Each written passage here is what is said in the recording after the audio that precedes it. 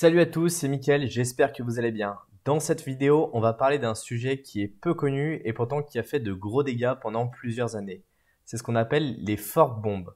Alors si vous débutez dans le milieu de la cybersécurité, je vous invite tout de suite à télécharger le guide que vous trouvez dans la description. Il est offert, donc allez le récupérer. Alors qu'est-ce qu'une fork bomb? Il faut vraiment découper ça en deux parties, fork et bombe.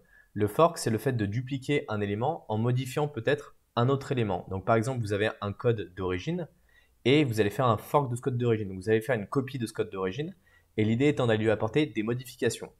Et bien en fait, là le principe d'une fork bomb, c'est que vous avez un code initial qui va se dupliquer et qui va se redupliquer à l'infini jusqu'à arriver à faire saturer une machine. Donc l'idée, souvent, on parle plutôt de processus. Si vous avez un processus A qui va créer un processus B et C comme on peut voir sur l'image, qui eux-mêmes vont créer des processus A, B chacun, et qui va donner une cascade en gros de processus jusqu'à que la machine ne soit plus opérante. Alors, est-ce que c'est encore possible de le faire aujourd'hui sur des machines actuelles? Eh bien, je vais vous montrer que oui, c'est tout à fait possible avec des fonctions qui sont relativement simples. Je vais d'abord vous montrer comment on peut faire sur un Linux et ensuite sur un Windows et voir à peu près les différentes méthodes de protection et également voir si c'est possible de faire ça dans d'autres langages. Donc aujourd'hui, je vous invite vraiment à comprendre en détail comment fonctionne une fork bomb et surtout voir un petit peu comment ça peut fonctionner. Donc ici, on va prendre une machine Kali Linux qui est tout à fait traditionnelle avec laquelle on va dire je travaille. Donc ça c'est une machine VirtualBox, mais ça fonctionne avec une machine physique. Le problème c'est que si je fais ça sur une machine physique, bien sûr je vais perdre l'enregistrement et du coup vous ne pouvez pas voir l'effet de la vidéo en direct. Donc il faut d'abord comprendre comment fonctionne une fonction en bash. Donc ici vous avez le nom de votre fonction et vous allez l'appeler avec deux parenthèses. Ensuite, vous allez faire entrer et ici, vous allez ouvrir une accolade. Ici, on va mettre par exemple echo test. On va fermer l'accolade et donc ici, on a notre fonction. Donc pour l'appeler ensuite la fonction, on va juste faire ma fonction et il va nous renvoyer le résultat de la fonction. Donc ici, on a le nom de notre fonction. On dit que c'est une fonction en mettant deux parenthèses et ici, entre accolades, on a les différents éléments qui sont exécutés par notre fonction. Donc maintenant, si on fait ça avec une fork bomb, donc on a une fonction qu'on va appeler 2 points, on va l'ouvrir, donc le nom de notre fonction c'est 2 points. Ici, entre accolades, ce qu'on va faire, donc on va mettre une première accolade, on va appeler notre fonction, on va rediriger la sortie de notre fonction dans une autre fonction, et on va dire de mettre tout ça en tâche de fond. Parce que le problème, c'est que si vous ne mettez pas en tâche de fond, ce qui va se passer, c'est que ça va vous créer des fenêtres les unes sur les autres. Et ça va ralentir, mais pas assez, pour générer vraiment une fork bomb. Donc ici, on dit que c'est la fin. Et là, ce qu'on va faire, c'est qu'on va appeler en fait la fonction. Donc, je ne vais pas l'exécuter, comme ça au moins je vous montre ce que ça pourrait donner. C'est un petit peu comme si je faisais ma fonction. Donc ici, je la définis.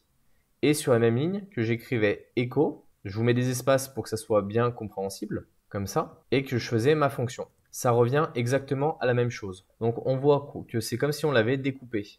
Donc ici, on a le nom de la fonction, on a les deux parenthèses, on a le contenu de notre fonction, qui ici nous renverra test, et après on appelle la fonction. Donc maintenant, qu'est-ce qu'on va faire? On va aller l'exécuter. Donc ce que je vais faire avant de les exécuter, c'est que je vais ouvrir un autre terminal en parallèle, que vous puissiez bien voir la montée en charge en fait au fur et à mesure. Donc là, on va faire htop. Htop qui est un outil qui permet de superviser, on va dire, les différents éléments. Donc là, on voit qu'au niveau de la mémoire, on a largement du libre. Au niveau de la swap, on est bon. Et au niveau des processeurs, tout se passe bien. On est à 2%, 3%, on est plutôt correct. Donc là, on va appuyer. Je vais la mettre en petit pour que vous puissiez bien voir l'évolution. Donc là, on va l'exécuter. Et donc là, ce qui se passe? On voit qu'ici, ça commence déjà à saturer. Et donc là, on va augmenter au fur et à mesure. Et si ensuite, je vais vouloir prendre la main, et ben, je peux plus du tout prendre la main. Parce qu'en fait, là, elle est complètement figée.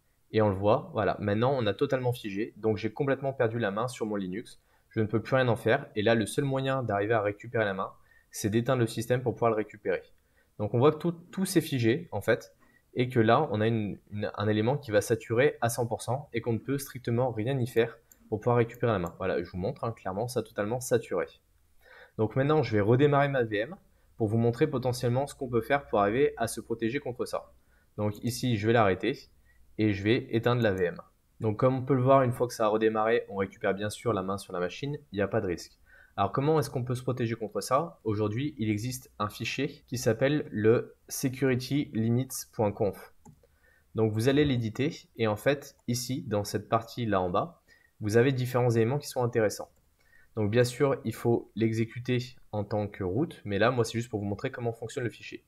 Donc la première partie, c'est la partie où on va vous demander de rentrer un nom d'utilisateur ou un groupe d'utilisateurs. Par exemple, si c'est un utilisateur, vous mettez Kali. Si vous voulez le groupe d'utilisateurs, vous mettez @Kali. Ensuite, on va vous demander si vous voulez mettre une protection qui soit logicielle ou matérielle. Donc vous avez soit soft, que vous pouvez mettre ici, donc ça c'est logiciel, soit hard, c'est matériel. Et ensuite, donc par exemple, on va mettre soft, on va mettre par exemple nproc, donc ça c'est le nombre de processus maximum qui peuvent être exécutés. Et après, ensuite, ici, on va mettre par exemple, je sais pas, 250. Alors faites très attention à ne pas mettre un nombre trop bas, sinon vous allez totalement vous bloquer. Parce qu'à chaque fois que votre machine va démarrer, elle va lancer tout un nombre de processus directement qui vont qui vont vous afficher l'interface graphique, qui vont vous charger tous les différents éléments. Et si vous mettez un nombre trop bas, elle sera incapable de démarrer votre machine. Donc faites des tests, mais pensez bien, si vous faites ça sur une machine virtuelle, à faire un snapshot avant. Comme ça, si jamais vous mettez un nombre trop bas, au moins vous pourrez vous restaurer votre machine. Si jamais vous venez vraiment à totalement vous bloquer, il faudrait passer par le grub, aller éditer le fichier et commenter la ligne en question. Donc voilà une manière en tout cas de vous protéger sur un Linux. Donc vous pouvez le faire de manière logicielle ou en limitation matérielle directement. Donc là, on va fermer et maintenant, on va passer à la partie Windows. Donc ici, vous avez un Windows et donc la première chose à faire pour aller tester une forte bombe, c'est d'aller créer un fichier texte. Donc ici, on va créer un fichier texte et on va essayer de comprendre un peu comment fonctionne une fonction Windows. Donc pour comprendre un peu comment fonctionne une fonction Windows, ici, vous allez la définir. Donc on va lui mettre par exemple ma fonction. Ici, on va lui demander de faire par exemple la commande dire et on va lui dire d'aller donc go to ma fonction. Maintenant, on va enregistrer ce fichier pour faire un petit bat. Donc là, on l'enregistre sous ici tous les fichiers et on va l'appeler dir.bat. Donc maintenant, on va ouvrir un invite de commande. Donc on est en simple utilisateur. On ramène notre fichier, on l'exécute. Et là, on voit qu'on a une boucle en fait qui est faite parce qu'on lui a jamais dit de s'arrêter. Donc on va l'arrêter ici. Hop, on va l'arrêter là. Mais on voit qu'on a commencé déjà à faire une boucle. Donc qu'est-ce qui se passe? Là, on a une simple boucle qui va aller chercher des dires.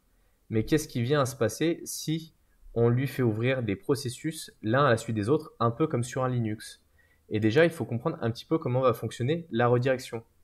Donc là, ici, si on fait un simple dir, on voit qu'on a un dossier qui s'appelle musique. Si on fait un dir pipe find str/i musique, qu'est-ce qu'il nous renvoie? Il nous renvoie le dossier musique. Parce que là, ce qu'on lui a dit, c'est on lui a dit prends la commande dir, le résultat, tu l'envoies dans la fonction find string, tu ne prends pas en compte les majuscules et les minuscules, et tu vas chercher le mot musique. Donc on voit que clairement, on peut envoyer une entrée dans une sortie. Et c'est là où ça va être vraiment très dangereux en fait de faire ça. Parce que si on commence à rentrer sur ce schéma-là, eh ben, on a la possibilité de faire une boucle infinie qui va aller justement saturer le système. Donc ici, si à la place de faire un dir, on fait start 0, c'est un invite de commande. Donc si on ouvre un invite de commande sur un invite de commande sur un invite de commande, on a la possibilité de faire ça. Si ensuite on veut optimiser, parce que ça, clairement, ça fonctionnerait, mais on peut tout à fait l'optimiser en mettant %0 pipe %0. Et donc là, ce qu'on lui dit, c'est prends l'invite de commande, tu le renvoies dans l'invite de commande et ainsi de suite, en fait. Donc nous, on va exécuter la première et puis je vous montrerai la deuxième comment ça fonctionne. Donc là, ça, on va effacer, on va enregistrer et on va réexécuter notre batch. Et là, qu'est-ce qui se passe? On voit qu'on commence justement à charger des éléments qui se chargent les uns après les autres. Et là, plus ça avance, plus on voit qu'on commence à perdre la main. Et donc là, on voit que les fenêtres, elles s'affichent. Et comme je vous dis, on pourrait ne pas les afficher du tout. Et donc là, plus ça va avancer, plus ça va crasher. En fait, plus on va monter, voilà, jusqu'à qu'on arrive à une saturation totale. Ça peut être plus ou moins long en fonction de la quantité de processeurs que vous avez et de RAM qui est à disposition sur votre machine. Mais ce qui est sûr et certain, c'est que vous allez arriver à un moment où vous allez complètement saturer l'ordinateur jusqu'à qu'il crache totalement. Donc là, on voit qu'il n'a pas totalement craché. Donc potentiellement, on peut voir si on peut arriver à l'arrêter. Maintenant, on va aller voir avec la deuxième manière qui est plus optimisée parce que celle-là, elle est moins optimisée et on va voir si ça arrive à crasher ou pas. Donc maintenant qu'on a vu la manière qui n'était pas optimisée, ce qu'on va faire, c'est qu'on va aller prendre la manière qui est totalement optimisée. Donc là, on a dit c'est %0, pareil, %0. Et donc là, on l'enregistre.